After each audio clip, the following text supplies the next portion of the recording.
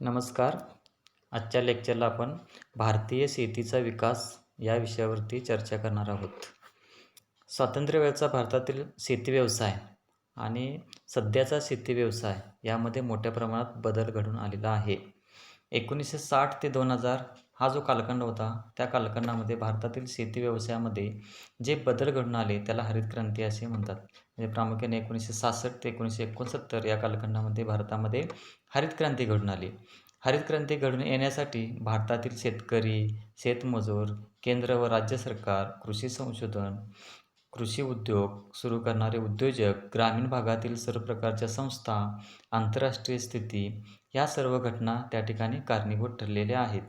भारतामध्ये संस्थात्मक सुधारणा व तांत्रिक सुधारणा घडवून आणल्याने हरित क्रांती घडून आलेली आहे. म्हणजे या हरित क्रांतीच्या कालखंडामध्ये प्रामुख्याने भारतामध्ये शेती उत्पादनाचा वेगाने विकास घडून आला. उत्पादनामध्ये मोठ्या प्रमाणात भर पडलेली आहे.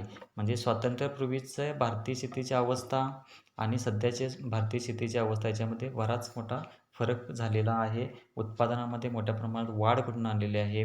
भारत अन्नधान्याच्या बाबतीमध्ये स्वयंपूर्ण झालेला आहे.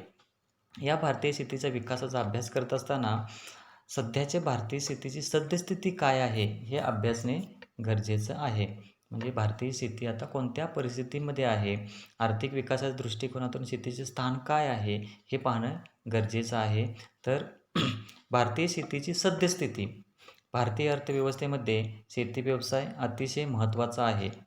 कारण देशाच्या राष्ट्रीय उत्पादन, भांडवल निर्मिती, रोजगार असेल, अंतर्गत व विदेशी व्यापार आहे, औद्योगिक विकास आहे, ग्रामीण विकास आहे, यांच्यासह इतर सर्व घटकामध्ये शेतीचा प्रभाव खूप मोठा आहे. म्हणजे शेती व्यवसायाशिवाय राष्ट्रीय उत्पादन वाढणार नाही, भांडवल निर्मिती होणार नाही, रोजगार निर्मिती होणार नाही. म्हणजे संपूर्ण देश किंवा देशामध्ये चालणारे जे व्यवसाय आहेत, उद्योग आहेत, ते कृषी क्षेत्रावरती अवलंबून आहेत. म्हणजे सर्व व्यवसायांच्यावरती कृषी क्षेत्राचा प्रभाव हा खूप मोठा आहे. सर्व क्षेत्रांच्या विकासामध्ये शेतीचे योगदान मोठे असल्यामुळे शेतीला भारतीय अर्थव्यवस्थेचा कणा असे म्हणतात. कारण सगळ्या उद्योग व्यवसायांच्या विकासामध्ये शेतीचे स्थान महत्त्वाचे आहे. आणि 1991 नंतर तर नवीन आर्थिक धोरणाचे शेती क्षेत्रावरती दूरगामी परिणाम झालेले आहेत. म्हणजे 1991ला जे नवीन आर्थिक धोरण स्वीकारले, जागतिकीकरण, उदारीकरण, खाजगीकरण हे जे नवीन आर्थिक धोरण स्वीकारलेले त्याचा जो प्रभाव आहे तो भारतीय कृषी क्षेत्रावरती मोठ्या प्रमाणे झालेला आहे. आणि याच पार्श्वभूमीवरती शेती क्षेत्राची असणारी सद्यस्थिती अभ्यासणे आवश्यक आहे. त्यासाठी या काही मुद्द्यांच्या आधारे, काही घटकांच्या आधारे आपल्याला भारतीय शेतीची सद्यस्थिती अभ्यासता येते. त्यातील पहिला मुद्दा आहे राष्ट्रीय उत्पन्न, रोजगार आणि निर्यातीमधील शेती क्षेत्राचा हिस्सा. देशाच्या राष्ट्रीय उत्पन्नामध्ये शेती क्षेत्राचा हिस्सा जास्त राहिला आहे.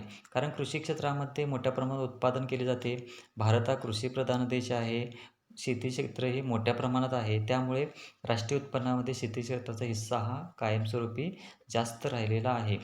1950-51मध्ये राष्ट्रीय उत्पन्नात शेती क्षेत्राचा हिस्सा हा 54% होता. म्हणजे एकूण जे देशाचे राष्ट्रीय उत्पन्न प्रत्येक वर्षी जे मोजमाप केले जाते त्याचा हिस्सा 54% होता. आणि जागतिकीकरणाच्या प्रक्रियेनंतर हा हिस्सा कमी कमी होत गेलेला आहे. म्हणजे नवीन आर्थिक धोरण जेव्हा स्वीकारले तेव्हापासून हा हिस्सा कमी कमी होत गेलेला आहे. कारण काय, तर सेवा क्षेत्राचे महत्त्व वाढलेलं आहे, औद्योगिकीकरणाचा वेग वाढलेला आहे, विस्तार झालेला आहे. म्हणजेच काय, द्वितीय आणि तृतीय क्षेत्र जे होते त्यांचा हिस्सा आता वाढत चाललेला आहे. कृषी क्षेत्र जे आहे ते प्राथमिक क्षेत्र आहे आणि उद्योग व्यवसाय हे द्वितीय क्षेत्र आणि सेवा क्षेत्र हे तृतीय क्षेत्र आहे. तर जागतिकीकरणाच्या कालखंडानंतर किंवा नवीन आर्थिक धोरणाच्या कालखंडानंतर प्रामुख्याने या द्वितीय आणि तृतीय क्षेत्राचा हिस्सा वाढत गेल्यामुळे कृषी क्षेत्राचा जो राष्ट्रीय उत्पन्नातील हिस्सा आहे तो कमी कमी होत गेलेला आहे.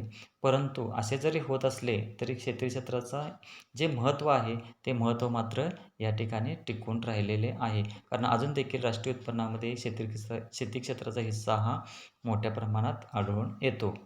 त्याचबरोबर शेती क्षेत्राने देशातील रोजगारामध्ये मोठे योगदान दिलेले आहे. कारण वाढत्या लोकसंख्येला सामावून घेणारे क्षेत्र कोणते, तर कृषी क्षेत्र आहे. कारण मोठ्या प्रमाणामध्ये शेती केली जाते, कृषी क्षेत्र मोठ्या प्रमाणावर अवलंबून आहे. त्यामुळे या ठिकाणी रोजगारसुद्धा मोठ्या प्रमाणामध्ये कृषी क्षेत्रामध्ये उपलब्ध करून दिला जातो आणि या सद्यस्थितीला तो सुद्धा या ठिकाणी उपलब्ध होत आहे. त्याचबरोबर कृषी माल निर्यातीमधून देशाला परकीय चलन मोठ्या प्रमाणात उपलब्ध होत आहे. म्हणजे निर्यातीमध्ये सुद्धा कृषी क्षेत्राचा हिस्सा मोठ्या प्रमाणात आहे. फार पूर्वीच्या कालखंडामध्ये मसाल्याच्या पदार्थांचं मोठ्या प्रमाणामध्ये निर्यात केली जात होती. सद्य परिस्थितीमध्ये सुद्धा अनेक वस्तूंची कृषी मालामध्ये तयार होणाऱ्या ज्या वस्तू आहेत, त्या वस्तूंची मोठ्या प्रमाणामध्ये निर्यात केली जात आहे. म्हणजे सद्यस्थितीला जर विचार केला, तर राष्ट्रीय उत्पन्नामधील भारतीय शेतीचा जो हिस्सा आहे, तो कमी-कमी होत गेलेला आहे. कारण इतर क्षेत्रांचे महत्त्व वाढलेलं आहे. रोजगार मोठ्या प्रमाणावर उपलब्ध करून दिला जात आहे आणि निर्यातीमध्ये सुद्धा कृषी क्षेत्राचा हिस्सा अजून देखील मोठ्या प्रमाणामध्ये आहे. दुसरा मुद्दा आहे अन्नधान्य उत्पादन आणि उत्पादकता. सध्या भारत हा अन्नधान्य उत्पादनाबाबतीमध्ये स्वयंपूर्ण असणारा देश आहे.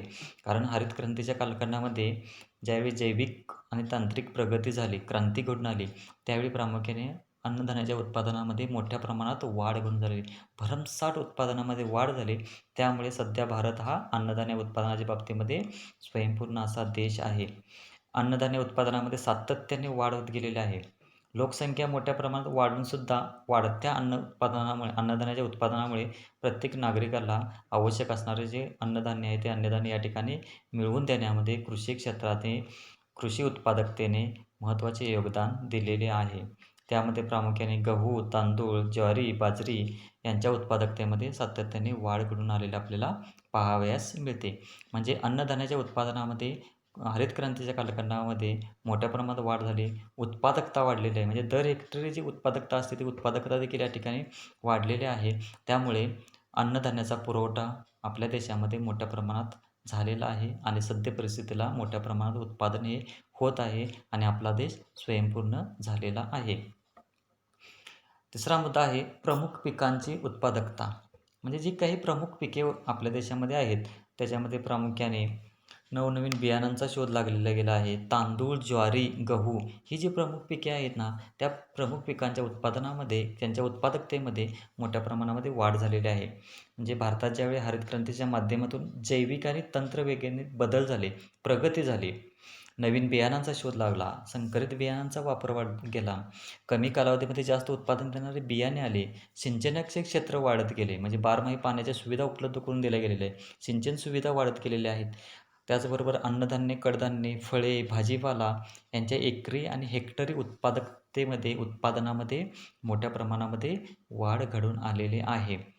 म्हणजेच काय गहू, तांदूळ, ज्वारी ही जी प्रमुख पिके आहेत, त्या प्रमुख पिकांच्या उत्पादकतेमध्ये सुद्धा वाढ झालेली आहे. कारण काय? तर हरित क्रांती घडून आली, नवनवीन बियाणांचा शोध लागला, रासायनिक खतांचा वापर वाढला, बारमाही पाण्याच्या सुविधा वाढल्या, म्हणजे सिंचनाच्या सुविधा वाढत गेलेल्या आहेत आणि या सर्वांचा परिणाम म्हणून काय झालेला आहे, तर जी प्रमुख पिके होती, त्या प्रमुख पिकांच्या उत्पादकतेमध्ये या ठिकाणी मोठ्या प्रमाणात वाढ झालेली आपल्याला पाहावयास मिळते. चौथा मुद्दा आहे कृषी क्षेत्राचा विकास दर. आता जागतिकीकरणाचा भारताच्या शेती व्यवसायावरती परिणाम झालेला आहे. म्हणजे जे नवीन आर्थिक धोरण स्वीकारले, त्यामध्ये जागतिकीकरण हा एक मुद्दा होता आणि या जागतिकीकरणाच्या मुद्द्यामध्ये प्रामुख्याने शेती व्यवसायावरती त्याचा परिणाम झालेला आहे. 2007-08मध्ये कृषी विकास दर हा प्रतिवर्षी 5.8% होता. 2011-12मध्ये 2.4% म्हणजे त्याच्यामध्ये घट झालेली आहे. म्हणजे हे जागतिकीकरण जे झाले, त्या जागतिकीकरणाचा त्या ठिकाणी प्रतिकूल परिणाम भारतीय शेतीच्या विकास दरावरती झालेला आहे आणि 12वी जी पंचवार्षिक योजना होती, त्या पंचवार्षिक योजनेमध्ये प्रामुख्याने हा विकास दर 4% वार्षिक ठेवण्याचे उद्दिष्ट निश्चित करण्यात आलेले होते. म्हणजे सध्याचा जर विचार केला तर कृषी क्षेत्राचा विकास दर हा थोडाफार कमी झालेला आपल्याला पाहावयास मिळतो. 5वा मुद्दा आहे नगदी पिकांचे उत्पादन. नगदी पिकं म्हणजेच काय? तर रोख पैसा मिळवून देणारी उत्पादने. म्हणजे अन्नधान्य उत्पादनामध्ये वाढ झाली आहे. त्याचबरोबर नगदी पिकांच्या उत्पादनामध्ये सुद्धा वाढ झालेली आहे. त्यामध्ये चहा, कॉफी, ऊस, कापूस, ताग यांना प्रामुख्याने आपण नगदी पिके म्हणतो. म्हणजेच काय? बाजारपेठेमध्ये विक्री करून त्याच्यापासून आपल्याला रोख पैसा मिळवून देणारी ही पिके आहेत. आणि एकूण जागतिक जर चहा उत्पादनाचा विचार केला, तर त्यापैकी 27% चहा जे उत्पादन आहे ते एकट्या भारतामध्ये उत्पादित होते. नारळाच्या उत्पादनामध्ये तर भारताचा प्रथम क्रमांक लागतो. रबर उत्पादनात भारताचा 4था क्रमांक लागतो. म्हणजेच नगदी पिकांच्या उत्पादनामध्ये सुद्धा भारतामध्ये सातत्याने वाढ होत चाललेली आहे.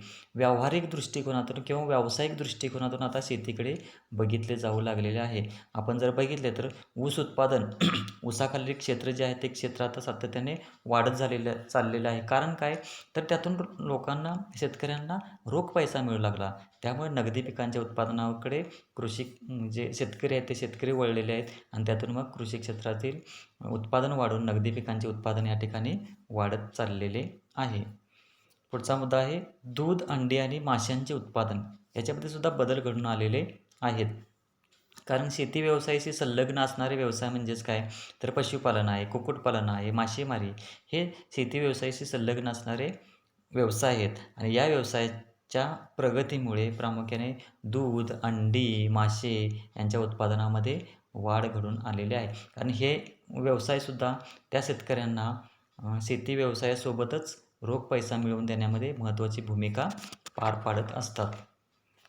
पुढचा मुद्दा आहे शेती क्षेत्रातील गुंतवणूक.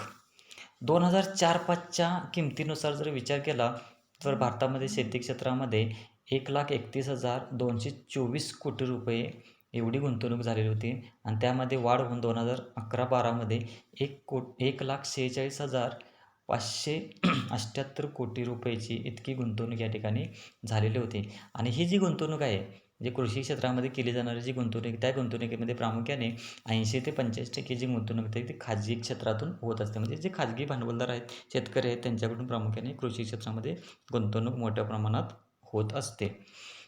पुढचा मुद्दा आहे भांडवल निर्मिती.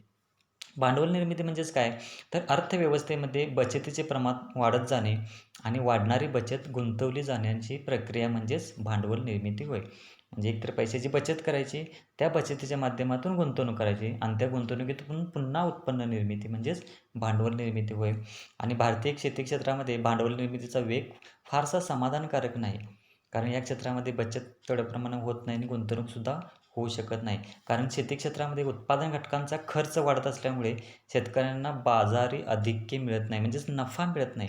अधिकचे उत्पन्न मिळवण्यामध्ये त्यांना अडचणी येतात आणि त्यामुळे कृषी क्षेत्रामध्ये प्रामुख्याने भांडवल निर्मिती अपेक्षेप्रमाणे होऊ शकत नाही किंवा समाधानकारक पातळीवरती भांडवल निर्मिती कृषी क्षेत्रामध्ये होत नाही. आणि शेवटचा मुद्दा आहे लागवडीखालील क्षेत्र. हरित क्रांतीच्या कालखंडानंतर शेती क्षेत्रातील लागवडीखालील क्षेत्रामध्ये मोठ्या प्रमाणात वाढ झालेली आहे. कारण सिंचनाच्या सुविधा उपलब्ध झाल्या, कमी वेळामध्ये जास्त उत्पादन देणाऱ्या संकरित बियाणांचा शोध लागला, रासायनिक खतांचा वापर वाढला. त्यामुळे प्रामुख्याने हरित क्रांतीच्या कालखंडानंतर शेती क्षेत्रामध्ये असणारे जे लागवडीखालील क्षेत्र होते त्या क्षेत्रामध्ये मोठ्या प्रमाणामध्ये वाढ घडून आलेली आहे. आणि त्याचबरोबर नगदी पिकांचे उत्पादन वाढवण्यासाठी सुद्धा लागवडीखालील क्षेत्र आता वाढत चाललेले आहे. आपण जर आपल्या सभोवताली बघितलं, कोल्हापूर शहराच्या बाहेर जर आपण बघितलं तर बराचसा भाग आता कृषी क्षेत्राने व्यापलेला आहे. म्हणजे लागवडीखालील क्षेत्र आता वाढत चाललेले आहे. म्हणजेच काय, तर अर्थात भारतीय शेतीचे आर्थिक विकासामध्ये मोठे योगदान आहे. राष्ट्रीय उत्पन्नातील हिस्सा, रोजगार निर्मिती, निर्यात यासारख्या इतर घटकांच्या दृष्टीने शेती क्षेत्र हे महत्त्वाची भूमिका पार पाडत चाललेले आहे. म्हणजेच या काही घटकांच्या आधारे, मुद्द्यांच्या आधारे आपल्याला कृषी क्षेत्राची सद्यस्थिती आपल्याला पाहावयास मिळते.